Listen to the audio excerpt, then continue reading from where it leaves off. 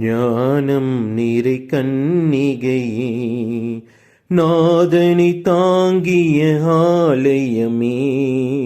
ஞானம் நிறை கன்னிகையே, மாண்புயர் 7 தூண்களுமாய், மாண்புயர் 7 தூண்களுமாய், பலிபீடமுமாய் அலங்கரித்தாயே. ஞானம் நிறை கன்னிகையே, பாவ நிழலே அணுகா, பாதுகாத்தானுமையே பரமன்.